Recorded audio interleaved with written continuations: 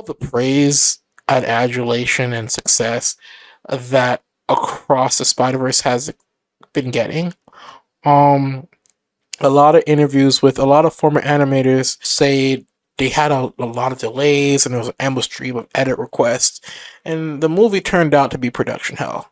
I'm shocked by that revelation, considering I think before it got pushed back a year before its Mhm. release date. So I was not aware that. I assumed that it pushed back. We eased the production cycle a bit. To give animators more time, so not in the animation crunch for everything. But apparently that did not change anything. They were still forcing animators to do the crunch work even with the extra year they had. A lot of these animators say that kind of behavior is not sustainable.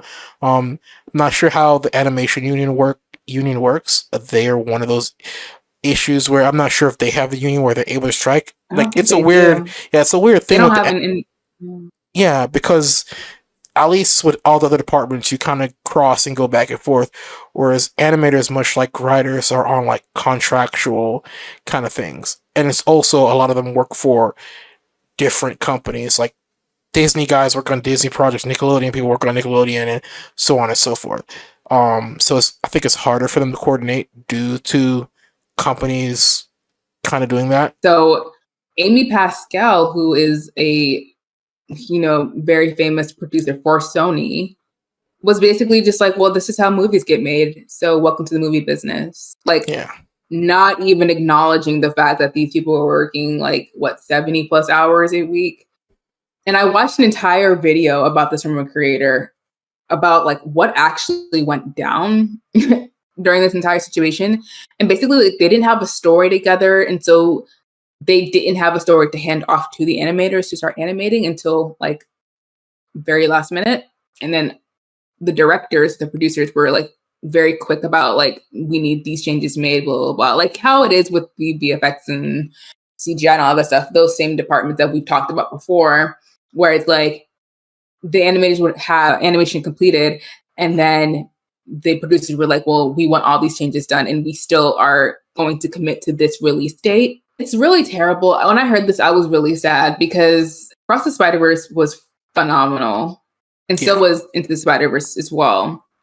And I think because the movies have turned out so well, there's the ends justifying the means type of mentality that's going on over there.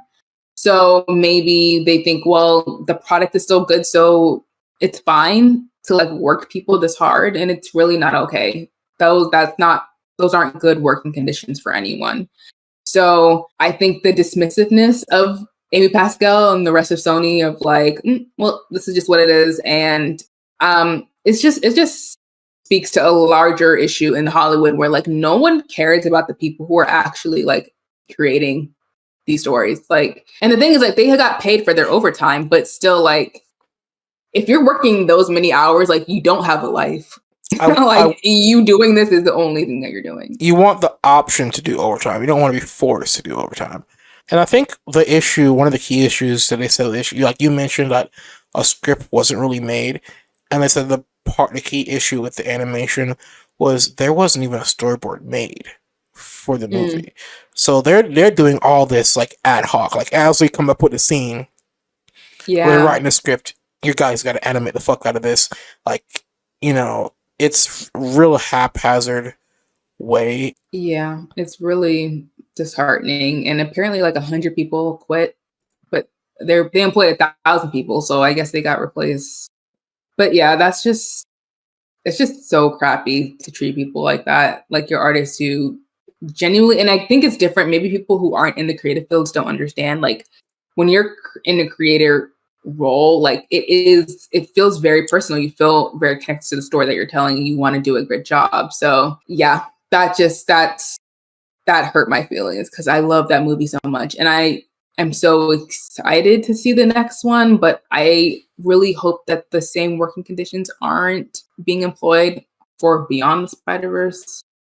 I think it does make it complicated to like go watch it because like what was going on behind the scenes. So Comic-Con, well, it is happening. It's still happening. However, Marvel, Netflix, Sony, and HBO, oh, also and Universal, they're not going to be doing panels at the San Diego Comic Con.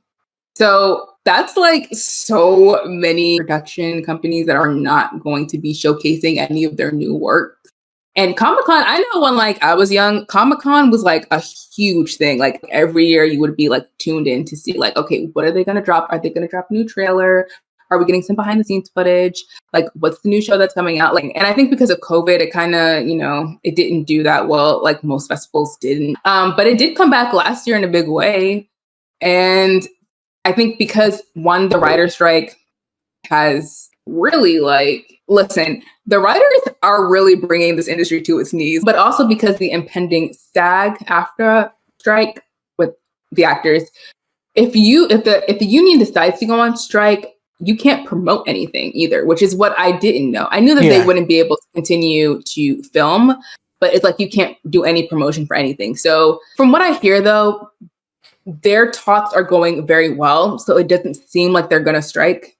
But the fact that the union voted to strike, if anything, if a deal was not reached, just goes to show you, like, if the talks stop being productive, they will strike, and then there's no promotion at all. There are issues with like Marvel and Kang and Jonathan Majors. It's like we don't really got anything to show you that doesn't involve him, and we don't know the outcome of his situation yet. So I think a lot of these studios are dealing with a lot of issues because of the writer's strike, and obviously maybe the impending actor strike as well. So they're not going to be showing up. I think Paramount will still be there to do their panels. Netflix did their tandem event, so like we kind of know what they're doing.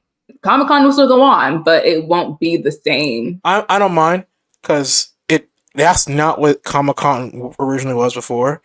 It was like, for me in Atlanta, going to like Dragon Con, MomoCon, those kind of conventions, it was the very same thing, just a bunch of nerdy people really passionate about the things they do and love going there. Now San Diego Comic-Con, even New York Comic-Con, they've both become really corporatized events. Yeah. So at least in this way, it goes back to their roots. There are going to be people who caught on to it late who don't think this is how Comic-Con should be or those conventions should be, but almost every convention is kind of the same way. Did you like that clip? Well, you can listen to the entire podcast because the 16mm Film Crew podcast is available on all major podcast platforms.